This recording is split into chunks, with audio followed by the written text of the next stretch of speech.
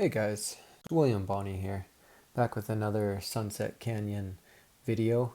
Today we're going to be looking at the top 10 characters that you can use in Sunset Canyon that are going to make your team better and stronger and help you place in the top 10 of your Sunset Canyon in your kingdom, or even in the possibly the top 10 of Lost Canyon if you're in KVK. So before we get into who the top 10 are, I just want to talk a little bit about the type of characters you'll see in Sunset Canyon. Typically, you can split them into three different categories. You've got tanks that basically take a lot of damage, protect your DPS or damage dealers, and typically these tanks will have the defense talent tree or some type of specific talent that gives them longevity on the battlefield. Whether that's healing or defensive stats or provides a shield. Typically these are infantry, and sometimes you'll see them with even support trees if they have the right defensive talents. So next category would be support. Speaking of support trees, typically these will have a support tree as well. This is the type of commander that buffs your marches, so increases the stats of your marches or increases the amount of rage they generate, or they can also debuff the enemy marches, so decreasing stats of enemies or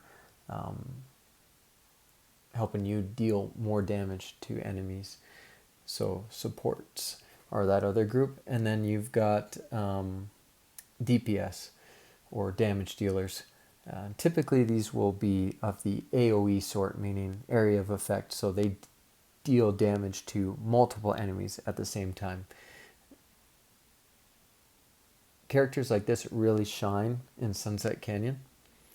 Okay, so now that we've kind of just gone over the different types you'll see in Sunset Canyon, let's get right into the top 10. Now, I will just give a disclaimer here. I do not have all these commanders unlocked, and I don't have extensive experience with all these commanders. So there may be some bias towards the commanders that I have more experience with, that I've used in my own Canyon team, or that I've seen in the Sunset Canyon in my kingdom or in Lost Kingdoms. And some of them are just newer commanders, and we don't quite know how they're going to even affect the meta game in Sunset Canyon, or what's popular in Sunset Canyon. So a few honorable mentions. Let's start before we get into our top 10. Let's go ahead and look at some honorable mentions. One being Leonidas. This may be an example of me not having enough experience with this commander. Also, when I think about top 10, I think about commanders that kind of scare me when I look at the opposing team. Leonidas is definitely a commander that brings a little pause to myself before attacking that team, but he doesn't quite strike the fear in me that some of these other commanders might. He is definitely a very tanky defensive commander, and he pairs very well with someone who is in the top 10. Spoiler alert, Guan Yu is in the top 10, and he pairs very well with him. So as a pairing, they're definitely a very solid pairing. But Guan Yu can also be paired with other commanders, and another commander that I'm thinking of that he can be paired with is also in the top 10. So I left Leonidas in the honorable mentions. Like I said, possibly because I don't have enough experience with him. Another commander that's in the honorable mentions is Harold, and he is another commander I don't have unlocked. I have seen him in the Sunset Canyon, and I have fought against him, and he definitely deals a lot of damage. And he can, that's he's kind of in that sense, um, he is very good. He deals a lot of damage. But there are other damage dealers out there that I think are better at dealing that damage. And you can kind of attack him in a certain way so that you minimize the amount of damage that he does, depending on where he's positioned on the opposing team.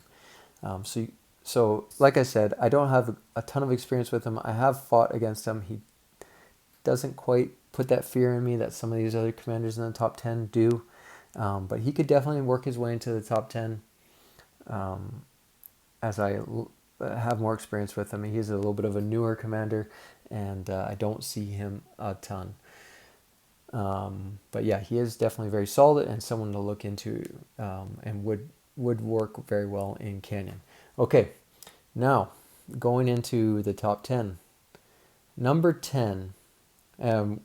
Before I go into this, I know everybody's got their own top 10 and who they think is good and who they think is bad. This is my own opinion. And so, without further ado, let's get into the top 10. Number 10 is a newer commander, but I do have experience with him, and I have seen him on other teams, and he does strike a little fear into me. This is Nebuchadnezzar, or Nebu for short. He is an archer commander, and he deals AoE damage in a fan-shaped area, which is a very nice fan shape, very similar to Ethelfled, who is another commander in the top 10. But there are commanders that do AoE damage that hit multiple different targets, but their AoE shape that they can hit, meaning like kind of the area out in front of them, which they can hit, is sometimes not very wide, or it's too narrow. It doesn't, even though it can hit, say, up to 5 armies, it likely never does. Somebody like Nebuchadnezzar, somebody like Ethelfled, they do hit multiple targets every single time. If there's targets in front of them, they are going to hit them based on the size of their fan shape. And he does quite a bit of damage. So 1500 is nothing to sneeze at as far as damage. So 1500 damage factor, up to 5 targets in a large fan-shaped area. And when you expertise that, his primary target gets an extra 500 damage. So 2000 to the primary target, 1500 to the others. That does decrease the more targets you hit, but that's typical for all AoE damagers, except for another commander that almost made this list, and I probably should have thrown her into the honorable mentions. And I'm going to do that right now. I'm just going to retroactively throw her into the honorable mentions because I do use her in my Canyon team, and she is very, very solid. And that's Artemisia, and she does AoE damage, 1800, and should not be affected by the amount of targets she hits. I understand there's actually a bug right now where she is affected by that, and she's going to be getting that fixed hopefully soon. So actually a nice buff to her when that happens. And when that happens, you know what? She could definitely jump into the top 10 if she's not already there. There's so many people so close in that top 10 that it's hard to really place them. But it had to make the list, so here it is.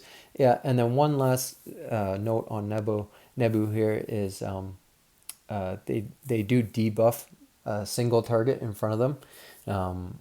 Some characters on this list debuff multiple targets, which is why he might be number 10 as opposed to higher up. If this was a AoE debuff, this would be insane.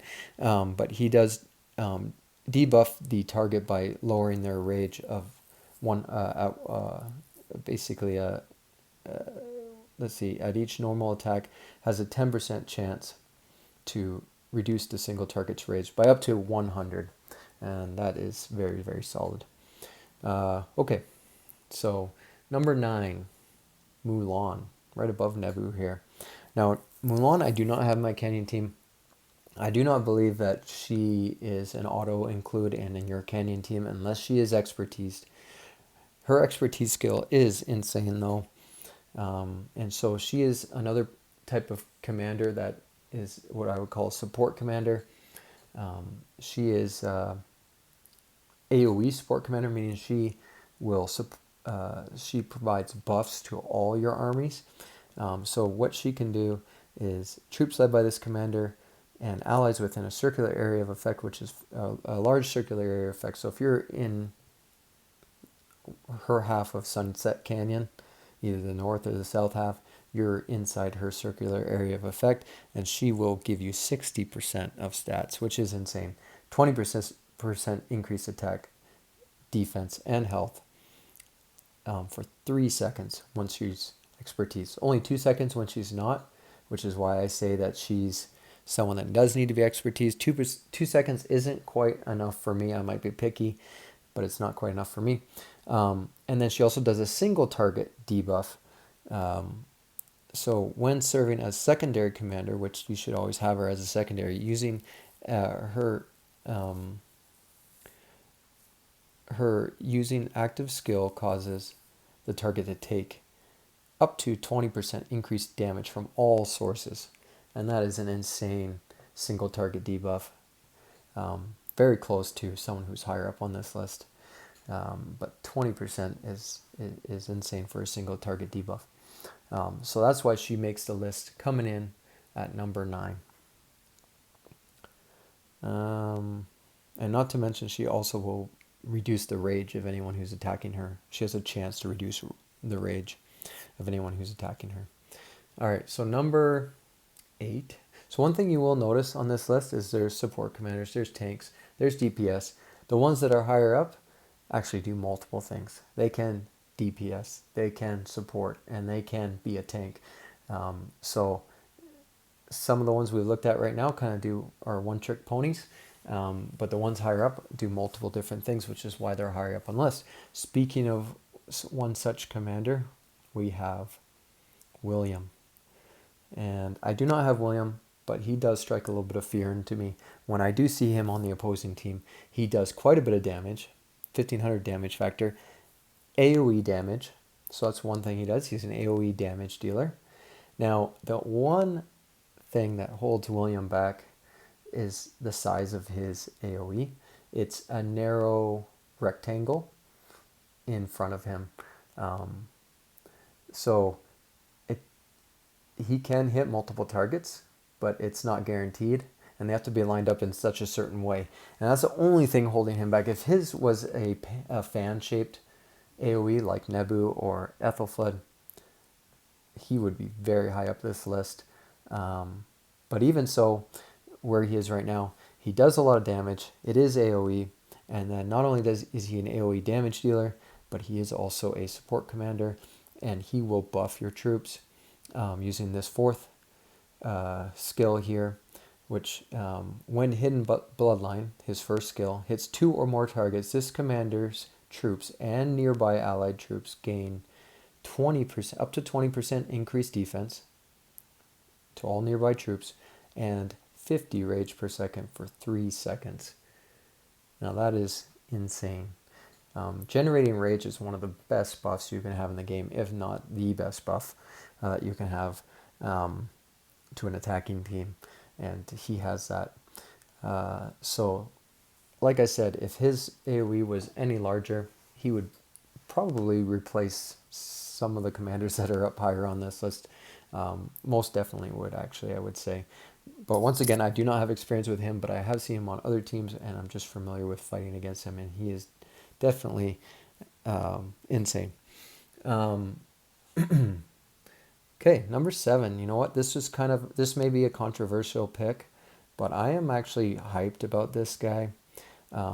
People are saying he's not that great, but I think he could be a game changer for sure, and especially in Canyon field fights. Now, this is Trajan. He's a new commander, so comes with a caveat. I have not seen him in action. He's not at this time of this recording. He is not. He just became available. He's in the Mightiest Governor in my kingdom right now, 1017. Now he does do very small damage, nothing crazy there. But the unique thing about him is that he gives you 40 rage per second. For 3 seconds. So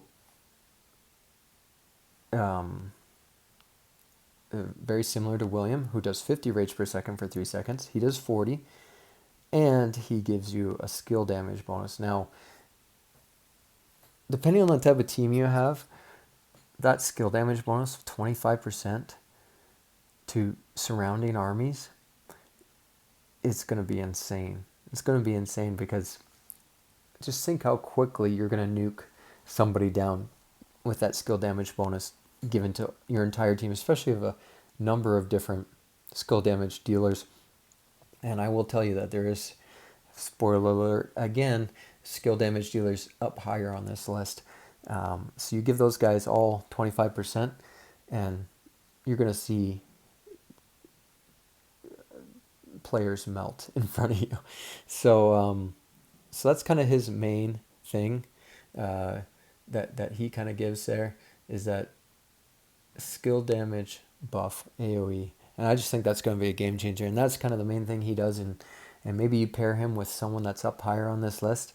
He does give increased troops as well, which is very good in Canyon.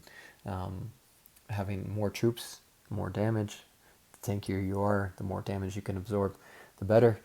So I do like commanders that give you additional troops in your armies. So I think he could definitely pair very well with Ethelfled, because he does have kind of a three different types of troop unit bonus. So Ethelfled Trajan could be insane. We don't know yet. He could drop off this list when we see him in action. He could rise up this list, but I thought he was worth it to include at number 7. All right, number 6, a more proven character that most of us are familiar with. Alexander the Great. So he does a lot of things. Like I said, the guys higher up on this list do a lot of things. They're not one-trick ponies. So he is a debuffer, he's a damage dealer, and he's a support commander where he's supporting his allies. And he can be tanky. He can be a tank as well. I don't suggest using him as a tank. I think he's better in a damage dealing capacity, kind of protected by some more tankier commanders, because he is so important. You want to keep him around as long as possible. But he does soak up some damage because he does have a shield on his first ability. He does deal quite a bit of damage, 1700 damage factor. He single target debuffs the enemy. There are a lot of healing commanders in Sunset Canyon right now in the meta, and that could change, and this specific skill might not be as valuable in the future, but currently I think it is very valuable. Healing effect reduction of 30%. You see a lot of Richards, a lot of Constantines, some Ramses, some different commanders that do heal.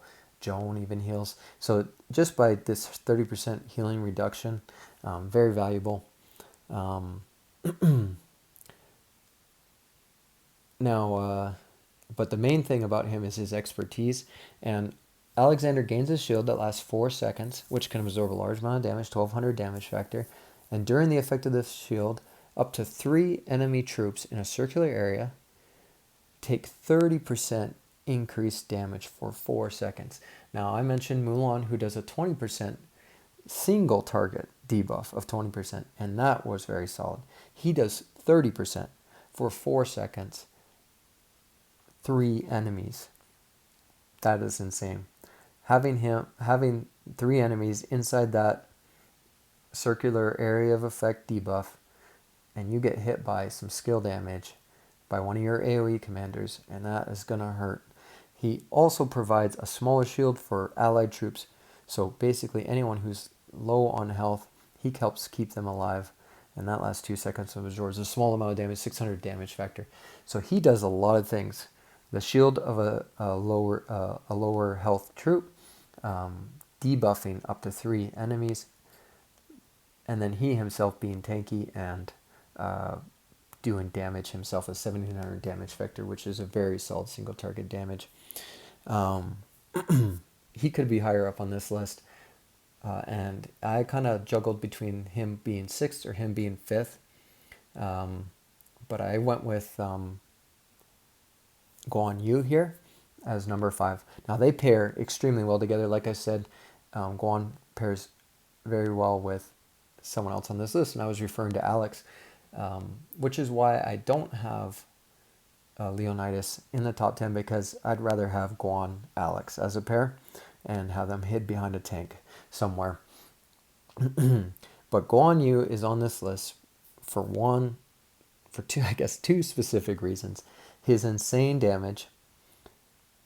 Now, he does have a nice AoE shaped fan where he does AoE damage, up to 2,000 damage factor, up to 3 enemies in a forward-facing fan-shaped area. So he is damaging 3 enemies, up to 2,000 damage factor. That is insane. That is the highest AoE damage on this list, and I believe in the game. And not only in addition to that, he has a 50% chance to deal additional damage factor when he hits 2 or more enemies. It has a 50% chance to deal additional damage of up to 1,400 damage factor. Oh my goodness, so 1,400 damage factor additional, 50% chance, plus his 2,000 initial damage. That is just insane. And not only that, but he debuffs the targets as well, and he will silence them for 3 seconds. So they can't do, meaning they're silenced, they cannot do a skill damage to you until that silence is over. So he's delaying their damage, dealing out heavy damage, and once you deal out that damage and delay them, by the time they fire off, they've already lost a bunch of troops and their damage is not as effective. So he is insane. He is number 5 on this list. All right, number 4. Ethelflaed. She is on this list for one primary reason. She is just so effective. Her debuff is, I would say, is just one of the best debuffs in the game. Up to 5 targets in a forward-facing fan-shaped area, reducing their attack, defense, and health by 30% for the next 2 seconds. So it's shorter, but and not only that, she does damage as well. And she's a support commander. So because she has a support tree, she is firing off this skill quite often. The support tree generates quite a bit of rage. And because she's firing this skill off so often, there's a lot of uptime with this attack, defense, and health reduction. And this just allows your other marches to deal so much damage to the enemy. And that is honestly the main reason she's on here. She does, if she is in the lead with her, if she is the leader of the army, she does bring additional troops because of the leadership tree. And she deals a decent amount of damage in that fan-shaped area. But she is specifically on here for her AoE debuff. And I might have her up here maybe too high, but she is just an auto-include in every single team. You do not see a Canyon team out there without Ethelflaed in it. And if you do, you're usually going to beat that Canyon team. And I have tried to remove her from my Canyon team for maybe more damage or more tankiness. And every time I do, it's not pretty. So part of this is just what I've seen, the effects of not having her in the team. And part of it is because of that amazing debuff that she provides to multiple targets. All right, so moving on up, we're into the top 3. And number 3 on this list, surprisingly, is an epic commander. And you know who it is. It's Joan of Arc. Her buff that she does is far and away one of the best buffs in the game, if not the best buff in the game. For 4 seconds, troops led by this commander and nearby allies gain 30% of stats. Depending on what type of troop is in that army, but 30% health for infantry. That's insane. Helps make your tanks tankier. 30% increased defense for cavalry units, makes your damage dealers tankier, and then 30% increase attack for archers, so makes your damage dealers deal more damage, and then 50 rage per second for 4 seconds. Now, we said William was doing 50 rage. I believe his was for 3 seconds. Let me just confirm. I already forgot. 3 seconds. So hers is 4 seconds, which is why she's so high up on this list. 4 seconds, 50 rage per second. She's just the engine that runs your Canyon team. You cannot... I've never seen a Canyon team without Joan of Arc that does well. And she is this rage engine that just drives all your damage dealers to do more damage, all your tanks to take more, to absorb more damage, and all your support to do all their support skills. So it's very insane. Not only that, she heals her army, help making it tankier, and has a increased normal attack, which also, when you increase your normal attack, that also increases your counterattack.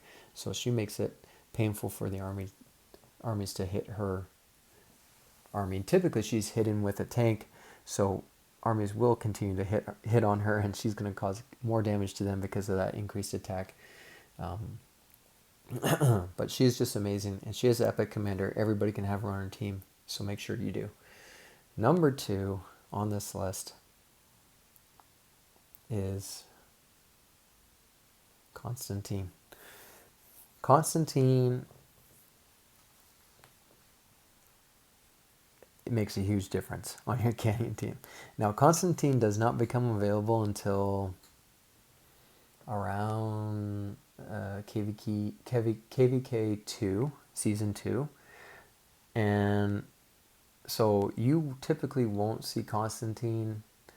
I remember when I started running into Constantine, I just couldn't figure out, why can I not beat these teams that have Constantine in them? And the reason why is because he just has one of the best AoE buffs for your team that you can have, and that's for 5 seconds. Insane amount of time. He's also got the support tree, so he is firing this off quite often. He reduces, for 5 seconds, he has a single target debuff where he's reducing the attack for 40% of the target he's hitting, and reduces the damage taken by this commander's troop and all nearby allies by 10%. Now, this doesn't seem like a ton, but it is. 10% all damage, 10% skill damage, 10% normal attack, 10% counterattack, all damage. Everyone on your team lives longer. You live longer than the other team, you win. He is super tanky. He gives 40% increased health to his army, making them super tanky. Increased health is the most important stat in Rise of Kingdoms. It's been proven by many different individuals. I won't go into it here, but you want that, and it makes you super tanky. And it is one of the reasons why he is so tanky, even though he's not a defense skilled. He doesn't have a defense talent tree.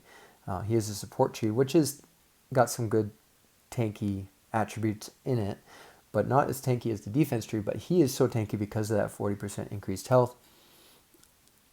And he also has a nice heal. So a huge heal.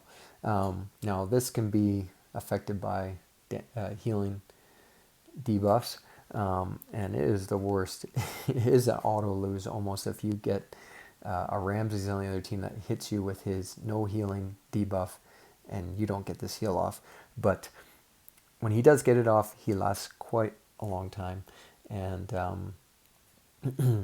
he is just an auto include on any team if you have him. And he's even great at, he doesn't have to be expertised. 5-5-1-1 is fine for him to be on your team. And that brings us to number 1. Now, I know I said that the ones higher up on this list typically aren't one-trick ponies. YSG is a one-trick pony. He is a damage dealer, and that's what he does. And he does it better than anyone when it comes to a group battle, when it comes to Sunset Canyon, when it comes to a murder ball. He does it better than anyone. His first skill is 1700 damage factor, huge damage to 5 troops in a circle-shaped area. Now, I mentioned before that some people have smaller AoE areas like Williams. This is not small. This is huge, and you're going to hit upwards of 2 to 5 armies every single time you fire this off. And if they're anywhere near you, they're getting hit. He hits so many armies and deals so much damage. It is insane. Not only that, but he is a rage engine. He restores 100% rage. He has a 10% chance to restore 100% rage, so he's firing this off even more. And he's a direct counter to the meta right now, which is typically infantry heavy in Canyon because of the tankiness, because of the survivability. He is an archer commander, and archers counter infantry. So if you have one archer march with YSG in it, he's going to do a ton of damage to those infantry. And not only that, but he does a skill damage bonus of 50%, which is insane. And 50%, and if you pair him with another high damage dealer like Nebu, for example, or even with someone like Ethelfled, who makes it so you fire off the skills even more often, or someone like, you can pair him with so many different pairs. He's so versatile. He can go with Guan, he can go with Alex, he can go with William. He can go with Ethelfled. He can go with just about any commander, and he's just a snap include on any team. And because of that circular AoE and the amount of enemies he hits on the field, everyone around him, he is just so valuable. You need to protect him by tanks, make sure people can't get to him, and if he is able to just keep firing off that skill, you will win. So there it is, guys, my top 10. Feel free to comment down below who you think should be included in the top 10. Who did I miss? Who should be in a different number? And you know what? I'm happy to revise this list going forward as things change and things get updated, and maybe you can convince me to move a few guys around. It's just my opinion, but I've never seen a successful Canyon team with a YSG in there. Thank you guys. If you liked the video, click that like button, subscribe. I'm going to be doing more videos going forward of Canyon, KVK, Osiris League, and if you like that type of stuff, hit the subscribe button and you'll get notifications when I upload another video. Thanks again, guys, and we'll talk to you later.